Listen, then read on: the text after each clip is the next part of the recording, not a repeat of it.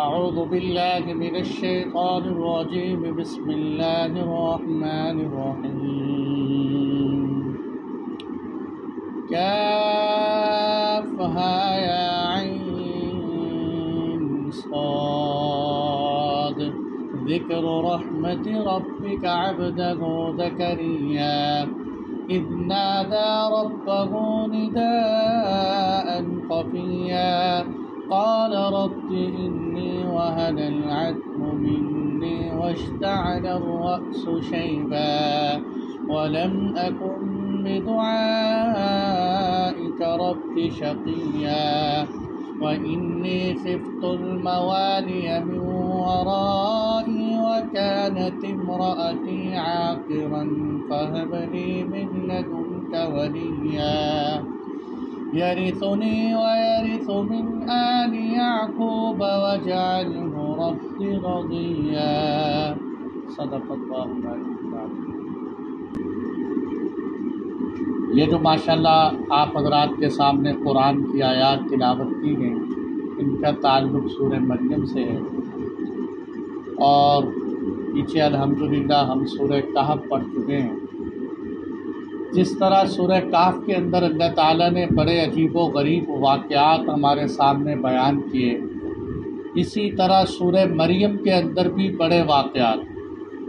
پہلے حضرت زکریا علیہ السلام کا قصہ، پھر حضرت یحییٰ علیہ السلام کا قصہ، پھر حضرت بی بی مریم کا قصہ، اور ان کے بیٹے حضرت عیسیٰ علیہ السلام کا قصہ، اور اس کے بعد سیدنا ابراہیم علیہ السلام کا قصہ، اور اس کے بعد 11-17 پیغمبروں کا اکٹھے ہی تذکرہ۔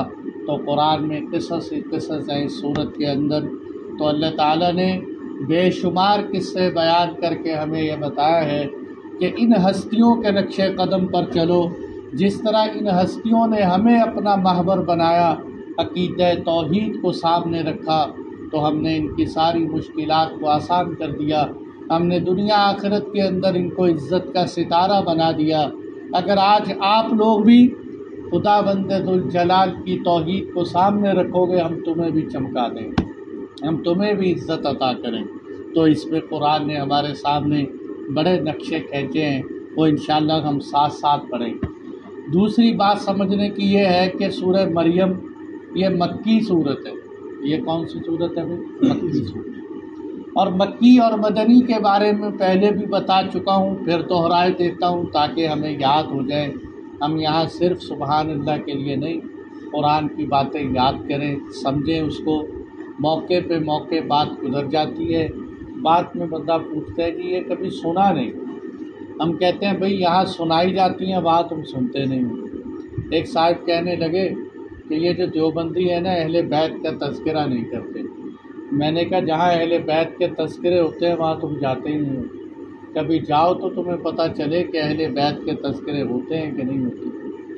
جو بندہ درس دیکھو نا، جو بندہ درس میں پوری توجہ دھیان سے بیٹھے، ایک ایک بات کو نوٹ کرے۔ ممکن ہے مجھ سے میرے سامنے بھی بہت ساری نئی نئی باتیں ہوتی ہیں، تو شاید ہماری زندگی کے کوئی بات ایسی ہو جس کو میں غلط سمجھتا ہوں، صحیح بات سامنے آ جائے۔ تو بھائیوں، مکی مدنی کے بارے میں نے بتایا تھا۔ مکی مدنی کا مطلب یہ نہیں ہے کہ جو صورتیں مکے میں نازل ہوئیں وہ مکی ہیں، جو مدینے میں نازل ہوئیں وہ مدنی۔ عام طور پہ جہاں بھی پوچھ لو، بلکہ میں نے بعض دفعہ اسکول کی کتابوں میں بھی لکھا دیکھا، جو مکے میں صورت نازل ہو وہ مکی ہے، جو مدینے میں نازل ہو وہ مدنی ہے۔ یہ بات غلط۔ سوال اس لیے پیدا ہوتا ہے کہ جو صورت نہ مکے میں اتری نہ مدینے میں اتری، اس کو کیا کہیں گے؟ اگر یہی تعریف ہے تو چلو مکے والی مکی ہو گئی، مدینے والے مدنی ہو گئی، جو نہ مکے میں آئی نہ مدینے میں آئی اس کو کیا کہیں؟ مثال کے طور پر سورۃ المرسلات جو ہے نا، سورۃ المرسلات، یہ پوری کی پوری صورت مینا میں اتری۔ اب کیا کہیں گے مینا میں اتری ہوئی صورت کو کہ یہ مکی ہے، مکے میں تو ہے ہی نہیں۔ اچھا مدنی ہے، مدینے میں بھی نہیں ہے، تو مینا میں اتری ہوئی صورت کو کیا؟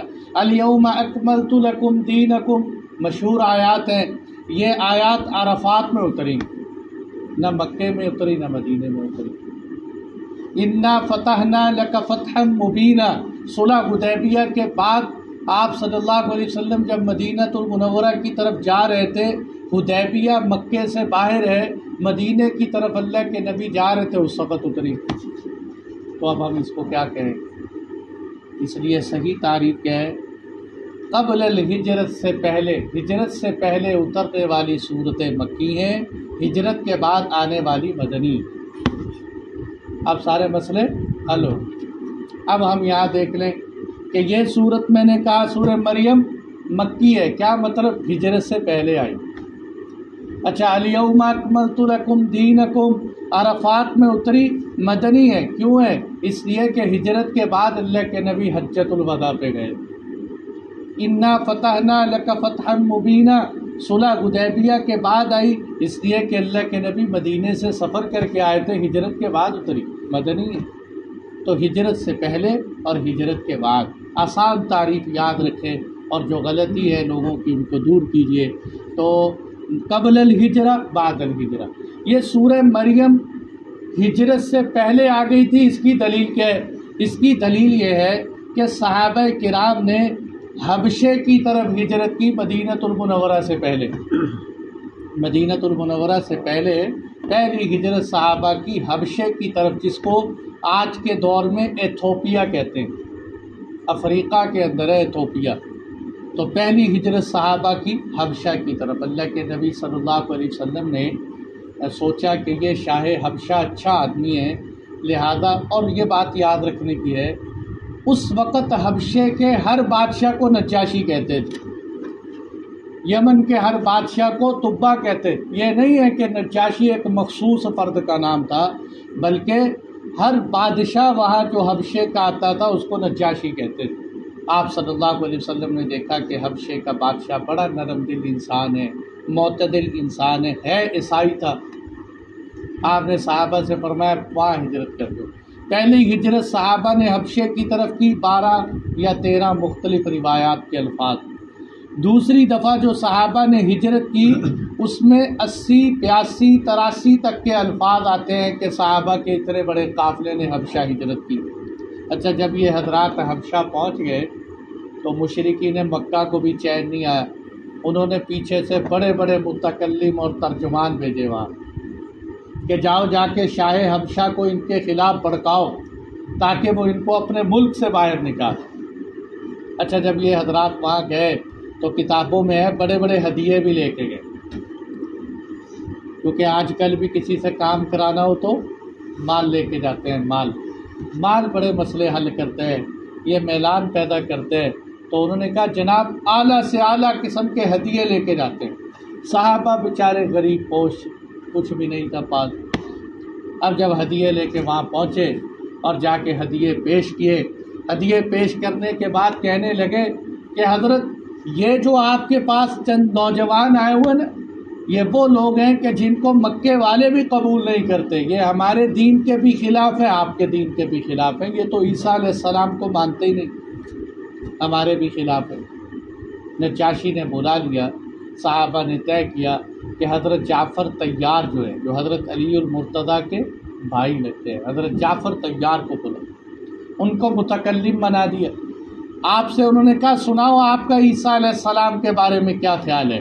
تو آپ نے ان کو یہ سورہ مریم کے 2 رکوع پڑھ کے سنائے، سورہ مریم کے 2 رکوع پڑھ کے سنائے۔ جیسے ہی انہوں نے سورہ مریم پڑھی نا تو دیکھا کہ بادشاہ حبش رو رہے، اس کی آنکھوں سے آنسو بہہ رہے، اور وہ جو رعایا وہاں بیٹھی ہوئی، بڑے بڑے توریت کے عالم وہاں بیٹھے ہوئے، ان کی آنکھوں سے آنسو نکل کر کتاب پہ گر رہے۔ اور اس وقت نجاشی کے بادشاہ نے بڑی زبردست بات کی، اس نے زمین سے ایک تنکا اٹھا کے کہنے لگا اللہ کی قسم جو بات تم نے کی ہے بعینہ عیسیٰ علیہ الصلاۃ والسلام کا فرق اس تنکے سے بھی زیادہ نہیں، جو بات تم نے کی ہے یہی بات ہماری کتاب بتاتی ہے عیسیٰ علیہ السلام کے بارے میں، اس تنکے کے برابر بھی فرق نہیں۔ اور پھر یہ کہا، اور آپ صلی اللہ علیہ وسلم پر ایمان لایا نجاشی، اور یہ کہا کہ کاش میں اللہ کے نبی کا دیدار کروں تو آپ صلی اللہ علیہ وسلم کے جوتوں کو اپنے سر پہ رکھوں گا۔ صرف کس وجہ سے؟ سورہ مریم کی تلاوت سے۔ سورہ مریم نے زندگی بدل دی نجاشی کی، اور اللہ کے نبی کی خدمت میں بڑے ہدیے بھیجے آپ صلی اللہ علیہ وسلم کے لیے کہ یہ ہدیے لے جاؤ۔ اس لیے جب نجاشی فوت ہوا تو اللہ کے محبوب نے نجاشی کا غائبانہ نماز جنازہ پڑھا، اور صحابہ فرماتے ہیں ہمیں یوں محسوس ہوتا تھا کہ جیسے نجاشی بالکل سامنے، حالانکہ وہ تو ایتھوپیا میں تھے اور اللہ کے محبوب یہاں کھڑے ہو کر نماز پڑھا رہے۔ تو یہ اعزاز بھی حضرت نجاشی کو ملا۔ اس لیے علماء کہتے ہیں رویت کے اعتبار سے نجاشی صحابی نہیں، کیونکہ صحابی ہونے کے لیے تو یہ شرط ہے کہ ایمان کی حالت میں حضور کو دیکھا ہو۔ رویت کے اعتبار سے صحابی نہیں، مرتبے کے اعتبار سے صحابی، مرتبے کے اعتبار سے صحابی کہ اللہ کے نبی کے دور میں ایمان لے آئے اور اس وقت اتنی مشکلات میں لائے، تو انہوں نے پھر صحابہ کو اپنے پاس رکھا کہ خبردار جب تک یہ میری زیر نگرانی ہے کوئی بھی ان سے کچھ نہیں کہے۔ تو اس لیے یہ جو سورہ مریم ہے نا، اس میں اللہ نے بڑے اثرات رکھے ہیں، یہ زندگی بدل دینے کا ذریعہ ہے سورہ مریم۔ تو ہم بھی اسی لیے سے انشاءاللہ سنیں گے، شاید میری آپ کی زندگی بدل جائے بھائی، سورہ مریم جو ہے۔ اسی طرح آپ نے ہرقل جو عظیم روم کا بہت بڑا بادشاہ ہرقل، آپ نے اس کی طرف بھی جو والا نامہ لکھا نا، خط لکھا ہرقل کی طرف، اس میں بھی جو آپ نے لکھ کر پیغام بھیجا اور حضرت عیسیٰ علیہ السلام کے بارے میں وضاحت کی اور سورہ مریم پڑھی گئی، تو ہرقل بھی بڑا متاثر ہوا۔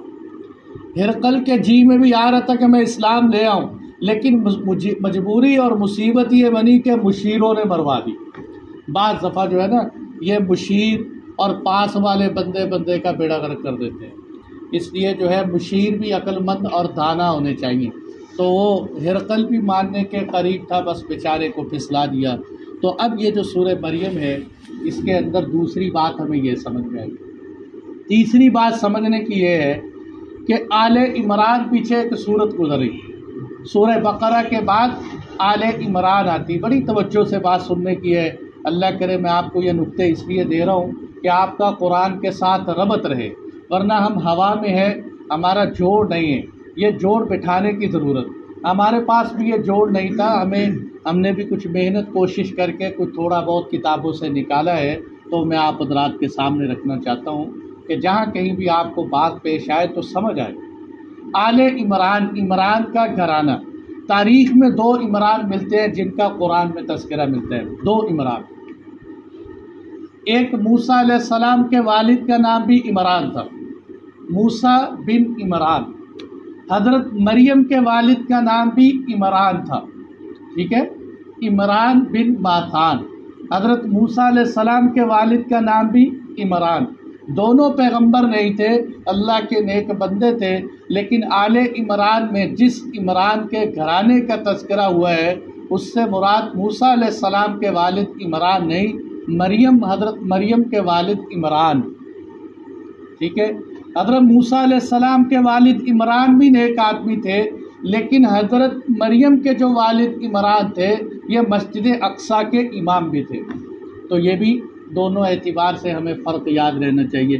اس لیے آل عمران میں جب اللہ تعالیٰ نے تذکرہ فرمایا اذ قالت امرأۃ عمران انی نذرت لک ما فی بطنی، کہ جب عمران کی بیوی نے کہا کہ اس سے مراد کون ہے کہ حضرت مریم کی والدہ، حضرت مریم کے والد اور حضرت مریم کی والدہ۔ تو آل عمران میں کون لوگ مراد ہوئے؟ یعنی ہم کہہ سکتے ہیں کہ یہاں حضرت مریم کے گھرانے کا تذکرہ ہو رہا ہے، اس لیے اس سورت کو آل عمران کہتے ہیں۔ تو وہاں موٹا موٹا تذکرہ پھر ہم آگے لے آئیں گے کہ وہاں کیا ہوا تھا کہ جو حضرت عمران بن ماسان حضرت مریم کے والد تھے، مسجد اقصیٰ کے امام تھے۔ چاہت یہ تھی کہ یا اللہ جب میں دنیا سے جاؤں مجھے کوئی مرد اولاد دے دے جو میرے بعد تیرے دین کی خدمت کرے۔ تو اللہ سے دعائیں مانگتے رہے، لیکن اللہ تعالیٰ نے بی بی مریم عطا فرما دی، عورت دے دی۔ اور اللہ نے قرآن میں پھر کہا وَلَيْسَ الذَّكَرُ كَالْأُنثىٰ، گھبرانے کی بات نہیں ہے، مریم عام عورتوں کی طرح عورت نہیں۔ اور یہ اللہ کی شان ہے کہ پورے قرآن میں اللہ تعالیٰ نے کسی عورت کا نام نہیں لیا سوائے حضرت مریم کے۔ پورے قرآن میں کسی عورت کا نام نہیں ہے سوائے حضرت جو ہے مریم کے، اور پورے قرآن میں صحابہ میں سے کسی صحابی کا نام نہیں ہے سوائے حضرت زید بن حارثہ کے۔ اللہ نے حضرت زید کا نام قرآن میں لیا ہے، اس کے علاوہ کسی اور کا نام اللہ نے قرآن میں نہیں لیا۔ اشارے ضرور کیے، وضاحت ضرور کی، لیکن نام صرف حضرت زید کا لیا۔ اسی طرح عورتوں میں یہ صحرا حضرت مریم کے سر پہ ہے کہ پورے قرآن میں اللہ نے حضرت مریم کا نام لیے۔ تو حضرت مریم کی جو ہے امام بخاری فرماتے ہیں اس کا معنی ہے عابدہ، عبادت کرنے والی۔ مریم کا معنی ہے عابدہ، عبادت کرنے والی۔ تو اللہ تعالیٰ نے حضرت مریم دے دی، اور مفسرین لکھتے ہیں کہ جتنا ایک بچی سال میں بڑھتی ہے نا، ایک دن میں اللہ تعالیٰ حضرت مریم کو اتنا بڑھاتے، اور تیزی سے بڑھ رہی تھی۔ تو پھر کرتے کراتے کیا ہوا کہ جب حضرت مریم نے جو ہے ان کی والدہ نے نظر مانی تھی کہ یا اللہ جو تو اولاد دے گی میں دین کے لیے وقف کر دوں۔ اب بچوں کو تو بندہ دین کے لیے مدرسے میں داخل کروا دے، بچیوں کو کہاں داخل کروائے؟ تو مسجد اقصیٰ میں لے گئے، وہاں حضرت زکریہ علیہ السلام موجود تھے۔ یہ ربط بیٹھتے ہیں جو ہمارے سبق میں آ رہے ہیں، وہاں حضرت زکریہ موجود۔ حضرت زکریہ علیہ السلام اور حضرت عمران بن ماسان ہم زلف تھے۔ حضرت مریم کے والد عمران بن ماسان اور حضرت زکریہ علیہ السلام ہم زلف، یعنی ہم زلف کو ہماری زبان میں ساڈو جسے کہتے ہیں، یہ ساڈو جو ہے نا یعنی دو بہنیں جن کے نکاح میں ہو وہ مراد تھے۔ تو یہ خالو لگتے تھے حضرت مریم کے، رشتے سمجھ آ رہے ہیں نا؟ تو یہ حضرت مریم کے کیا لگے؟ حضرت زکریہ علیہ السلام خالو لگے رشتے کے اعتبار سے۔ اور اللہ کے محبوب نے فرمایا ہے کہ خالہ ماں کے قائم مقام ہوتی، تو اللہ کی شان قرآن اندازی میں خالو کا نام نکل آیا کہ حضرت زکریہ علیہ السلام کے پاس بی بی مریم رہیں گی۔ تو جب حضرت زکریہ علیہ السلام کے پاس کمرے میں رہیں، میں باقی سارا واقعہ چھوڑ رہا ہوں کیونکہ وہ ہم اگلے رکوع میں پڑھیں گے۔ تو پھر کیا ہوا کہ ایک دن کمرے میں گئے کہ دیکھا کمرہ بند ہے، کمرے کے اندر رزق ہی اور رنگ برنگے پھل پڑے ہوئے ہیں۔ حضرت زکریہ کہنے لگے یا مریم انا لکی ھذا، اے مریم یہ تیرے پاس پھل کہاں سے آ گئے؟ قالت هو من عند اللہ ان اللہ یرزق من یشاء بغیر حساب، کہنے لگی یہ تو اللہ کی طرف سے آئے، یہ تو اللہ کی۔ اسی لیے ایک دفعہ آپ حضرت سیدہ فاطمہ الزہرا، آپ کی جو بیٹی تھی نا، اللہ کے نبی ان کے گھر تشریف لے گئے۔ فاطمہ کچھ کھانے کے لیے ہے، اللہ کے نبی کچھ بھی نہیں ہے کھانے کے لیے، آپ گھر تشریف لے گئے۔ تھوڑی دیر تک آپ کے گھر میں کھانے کے لیے کچھ آیا، کہنے لگی جاؤ پہلے میرے والد کو بلا کے لاؤ، بھوکے ہیں، جب تک وہ نہیں کھائیں گے ہم نہیں کھائیں گے۔ آپ تشریف لائے کہ آپ نے پوچھا فاطمہ یہ کہاں سے آیا؟ کہنے لگی ہوا من عند اللہ۔ تو یہ بات کہی جو حضرت مریم نے کہی نا، ہوا من عند اللہ۔ آپ نے فرمایا فاطمہ تو نے وہ کہا جو حضرت مریم نے کہا، ہوا من عند اللہ، یہ اللہ کی طرف سے آیا ہے۔ تو جب یہ بات دیکھی نا، حضرت زکریہ علیہ السلام کی عمر بعض روایتوں کے موافق 120 سال ہو چکی، آپ کی گھر والی کی جو عمر تھی وہ 90 سے اوپر شدید اختلاف کے ساتھ 90 سے اوپر تھی، یعنی آپ سمجھ سکتے ہیں کہ 90 سے اوپر اور 120 سے اوپر اولاد کا تصور نہیں، بلکہ اب تو اللہ معاف کرے جو ہے اب کیا کہیں، بات دوسری طرف چلی جاتی۔ اب تو 2 بچوں کے بعد اولاد کا تصور مشکل ہے، کم بچے خوشحال گھرانہ جو ہے، اور اسی کے پیش نظر امت گزارا کر رہی ہے، کم بچے خوشحال گھرانہ، اور کم بچے خوشحال گھرانہ نہیں، نیک بچے خوشحال گھرانہ۔ کم بچے ہوں یا زیادہ بچے ہوں، کتنے لوگ ہیں ایک ہی بچہ ہے اس نے ناک میں دم کیا ہوئے، تو کم بچے خوشحال گھرانہ نہیں، نیک بچے خوشحال گھرانہ۔ تو بہرحال میں اس طرف سے نہ بات چلی جائے، ان کی اتنی زیادہ عمر ہو گئی۔ اب جب انہوں نے یہ دیکھا، ہنالک دعا زکریا ربا، حضرت زکریا کہنے لگے یا اللہ اگر تو مریم کو بے موسمی، میرے جملے سننا، اگر تو مریم کو بے موسم پھل دے سکتا ہے تو ہمیں بے موسمی اولاد بھی تو دے سکتا ہے۔ اگر تو مریم کو بے موسم پھل دے سکتا ہے تو یا اللہ ہم اولاد والے نہیں ہیں، عمر بہت زیادہ ہو گئی، لیکن تو ہمیں بے موسمی اولاد ہی دے دے۔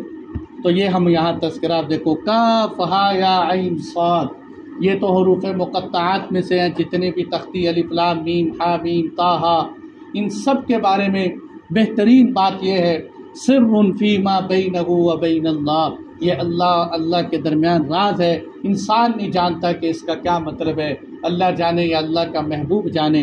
کاف ہا یا عین صاد، ذکر رحمت ربک عبدہ زکریا، زکریا نام آ گیا، فرمایا یہ تیرے رب کی خاص رحمتوں کا تذکرہ ہے، جو رحمتیں اللہ نے اپنے خاص بندے زکریا پر نازل کی۔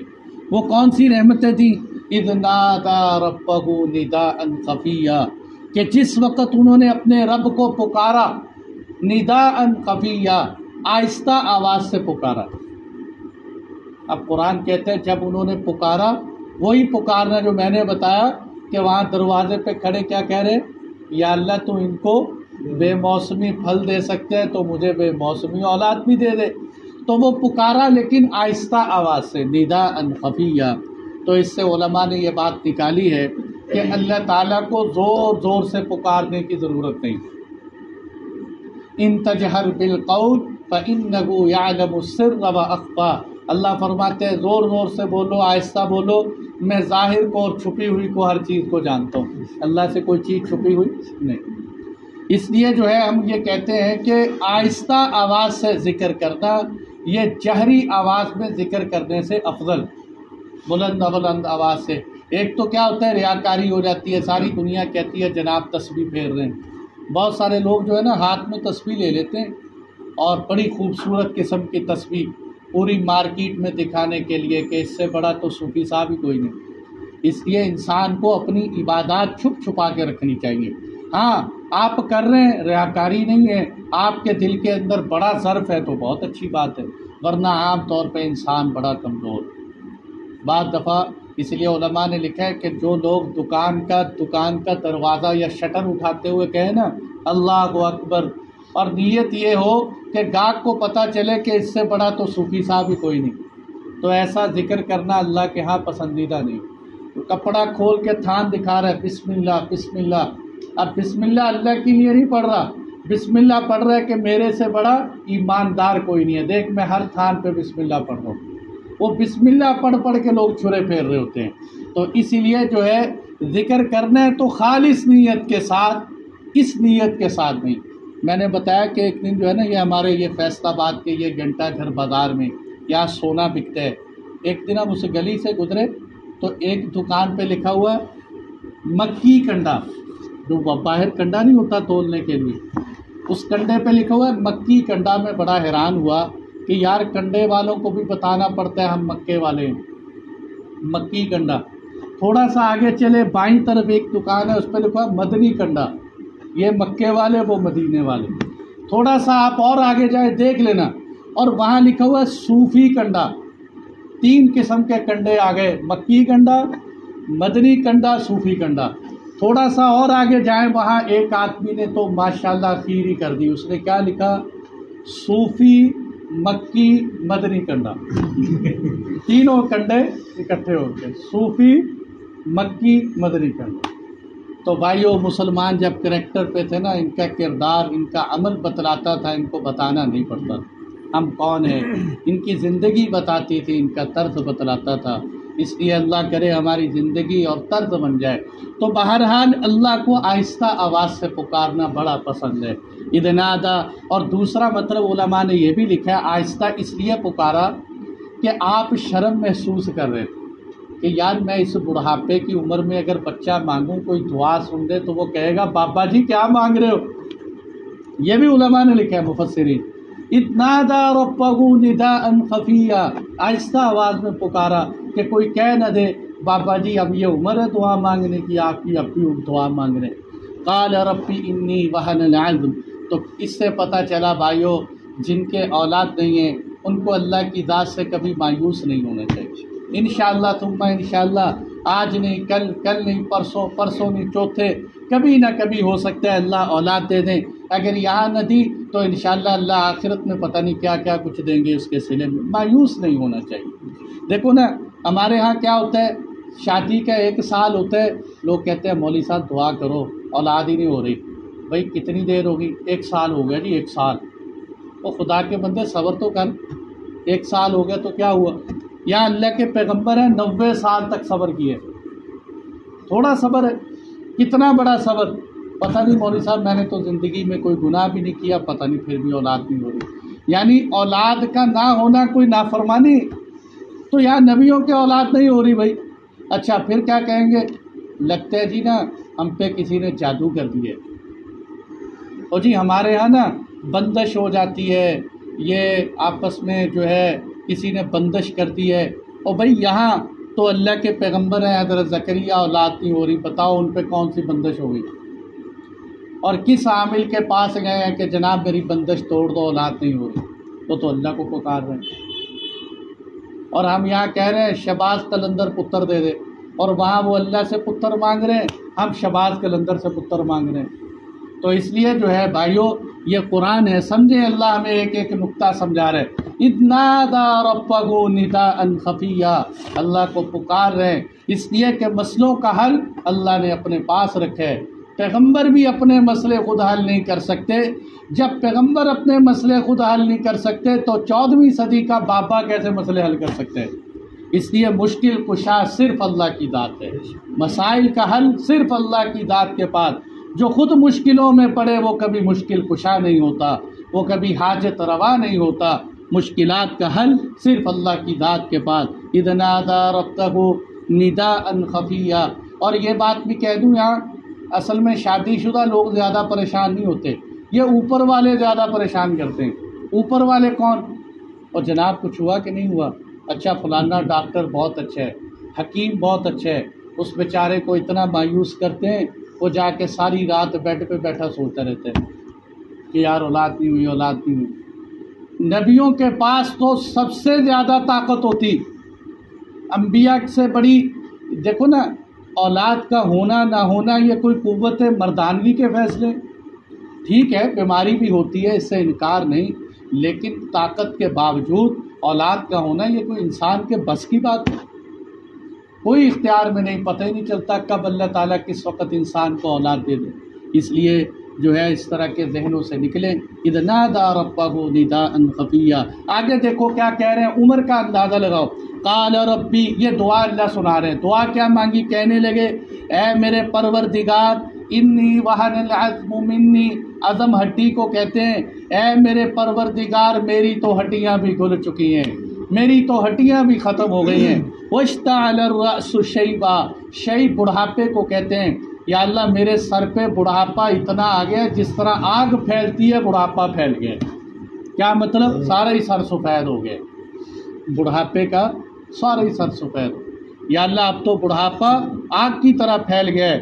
لیکن آگے پتہ کیا کہا؟ یا اللہ اسباب تو کوئی نہیں ہے اولاد ہونے کے، اسباب تو عمر کا تقاضا نہیں اولاد ہو۔ وَلَمْ أَكُنْ بِدُعَائِكَ رَبِّ شَقِيًّا، لیکن میں تیرے سے دعاؤں مانگنے سے کبھی نا امید نہیں ہوں گا، کبھی مایوس نہیں ہوں گا تجھ سے پھر بھی مانگوں گا اسباب نہ ہو۔ وَإِنِّي خِفْتُ الْمَوَالِيَ، اور ساتھ آگے کہہ دیا یا اللہ اولاد اس لیے نہیں مانگ رہا کہ میرا کوئی دنیا کا بہت بڑا مقصد ہے۔ وَإِنِّي خِفْتُ الْمَوَالِيَ مِنْ وَرَائِي، کہ میں اپنے بعد اپنے خاندان والوں سے ڈرتا ہوں کہ میرے بعد اگر اولاد نہ ہوئی تو ہو سکتا ہے نبیوں کی وراثت کو سنبھالے نہیں، یا اللہ تیرے دین کا نقصان نہ ہو جائے، اس لیے میں تو اولاد مانگ رہا ہوں۔ تو نبیوں نے بھی دین کی کس قدر فکر کی ہے کہ آنے والے زمانے میں بھی دین کی فکر کر رہے ہیں۔ یا اللہ میں جاؤں تو میرے بعد آگے بھی دیکھو وَكَانَتِ امْرَأَتِي عَاقِرًا، اور یا اللہ میں تو چلو عمر کے اس تقاضے کو پہنچ گیا ہوں، اب یہ توجہ کرنا، وَكَانَتِ امْرَأَتِي عَاقِرًا، اور میری عورت تو شروع سے ہی بانجھ ہے، میری عورت تو کیا ہے؟ شروع سے بانجھ۔ ہمارے ہاں کیا کرتے ہیں، یہ ایک بیماری کا نام لیتے ہیں، مجھے نام بھول گیا، پتہ نہیں کیا نام لیتے ہیں اکثر لوگ ہیں، ٹھہرا، پتہ نہیں یہ کہاں سے نکل آئی، یہ بات کی انہوں نے۔ اکثر لوگوں کے فون آتے ہیں، ایسی مصیبت میں مبتلا ہے، امت اللہ کی حفاظت فرمائے، کہ جی اس عورت کو ٹھہرا کی بیماری ہے۔ تجھے کس نے بتایا اس کو بیماری ہے ٹھہرا کی؟ اچھا پھر کیا کرتے ہیں، آپ کو شاید پتہ ہو یا نہ ہو، پتہ نہیں، میں آپ کے معاشرے سے دور ہوں، ورنہ توجہ کرو، یہ باتیں ہوتی ہیں، ہمیں فون آتے ہیں۔ وہ عورت جس کو ہم نے ذہن میں یہ بات بٹھا لی ہے کہ اس کو ٹھہرا کی بیماری ہے، اس عورت کے پاس پریگنینسی عورت کو بیٹھنے نہیں دیتے کہ تو اس کے پاس نہ بیٹھنا، تجھے بھی بیماری لگ جائے گی۔ اندازہ کرو جہالت کا۔ اور کیا ہے، اس کے گھر میں نہیں جانا۔ تو بھائی بتاؤ، تو یہ بیچاری کو تو تم نے منحوس بنا دی۔ اب اولاد کے لیے وہ روئے کہ نہ روئے؟ روئے گی۔ جب اس کو پتہ چلے گا، دیکھو نا 10 عورتیں بیٹھی ہوئی، ایک عورت کو وہاں پریگنینسی بھی ہے، اب وہ بیچاری آ گئی جس کے اولاد نہیں، وہ آئی، اس کو دیکھ کے وہ اٹھ کے چلی جائے، کیا اس کو نہیں پتا کہ میری وجہ سے اٹھ کے گئی؟ تو کس قدر ہم نے لوگوں کو منحوس بنا دی۔ اس کو اولاد نہیں ہوئی، اللہ کی طرف سے نہیں ہوئی۔ یہ ٹھہرا میرا کوئی بیماری نہیں ہے، یہ سب طوفان اور جھوٹ اور بکواس جو ہے یہ سکھوں سے ہمارے اندر آیا ہے، اور اس کی وجہ سے ہم نے آپس میں، اللہ کے نبی یہی تو ذہن بنانے کے لیے آئے تھے کہ خدا کے بندو آپس میں کوئی کسی کو کسی سے بیماری نہیں لگتی، یہ بدفعلی کا ذہن نکال دو۔ یہ بخاری کی حدیث ہے، لا تیرا، کوئی ایسی بدشگونی نہیں ہے، اپنے آپ کو بچاؤ اس سے۔ اب ایک دوسرے کے پاس بیٹھنے سے اس کی اس کو بیماری لگ گئی، اس کی اس کو لگ گئی، اس کی اس کو لگ گئی۔ اور یہاں کیا کہہ رہے ہیں، وَكَانَتِ امْرَأَتِي عَاقِرًا، یا اللہ میری گھر والی شروع سے ہی بانجھ ہے، یعنی اس کے اولاد ہوتی نہیں، اللہ نے پھر بھی اولاد دے دی۔ آگے ہم پڑھیں گے انشاءاللہ۔ پھر بھی کیا کہہ رہے ہیں، فَهَبْ لِي مِن لَّدُنكَ وَلِيًّا، اے اللہ میں بوڑھا، میری گھر والی بانجھ ہے، لیکن تو پھر بھی اپنے پاس سے اولاد دے دے۔ فَهَبْ لِي، کیا دعائیں ہیں نبیوں کی، سبحان اللہ۔ فَهَبْ لِي مِن لَّدُنكَ وَلِيًّا، لہذا یا اللہ تو میرے لیے پھر بھی اپنے پاس سے کوئی اولاد دے دے، ایسی اولاد دے دے یرثنی۔ اس سے کیا پتہ چلا ہمیں کہ اولاد کے لیے پیغمبر بھی ترستے رہے، اولاد کے لیے پیغمبر بھی ترستے رہے۔ کیسی دعا مانگ رہے ہیں، یا اللہ میں کیسا، میری بیوی کیسی، پھر بھی تو دے دے، تیرے دینے میں کیا ہے۔ یرثنی ویرث من آل یعقوب، اے اللہ ایسی اولاد دے دے جو میری وارث بنے، ویرث من آل یعقوب، اور آل یعقوب کی وارث بنے۔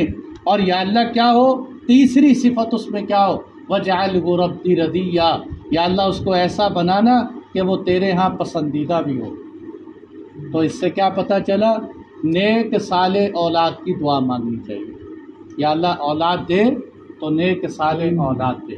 تو یہاں دعا مانگی، نیک صالح مانگی، یا اللہ وہ زندگی میں میرا مشن چلائے۔ یہ انشاءاللہ اب تو ٹائم کافی ہو گیا، پھر اگلے درس میں بیان کریں گے۔ یہاں سے شیعہ بہت غلط استدلال کرتے ہیں، اور وہ استدلال میں بیان کروں گا انشاءاللہ۔ یہ اس لیے کروں گا کہ تاکہ کوئی آدمی کسی کا ذہن خراب نہ کرے۔ قرآن کی اسی آیت سے وہ حضرت ابوبکر صدیق کو ظالم ٹھہراتے ہیں، حضرت عمر فاروق رضی اللہ عنہ پر معاذ اللہ بہت ساری باتیں کرتے ہیں۔ تو اب ٹائم کم میں، آپ لوگ بھی تھک چکے ہیں، انشاءاللہ اگلے درس میں آپ کو یہ اشکال اور اس کے جوابات پیش کروں گا۔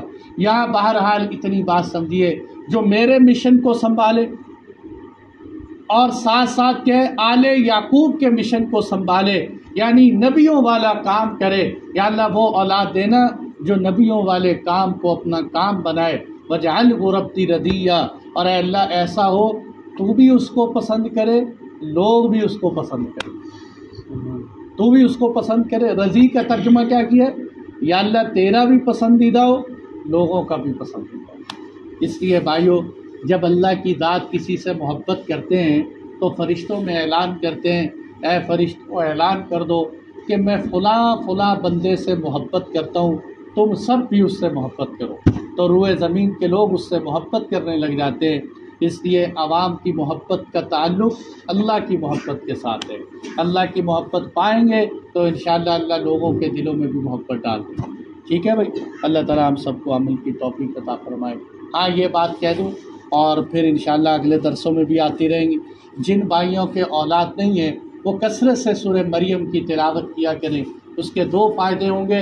نمبر 1 تو انشاءاللہ ثم انشاءاللہ اللہ سورہ مریم کی برکت سے اولاد دے دیں گے۔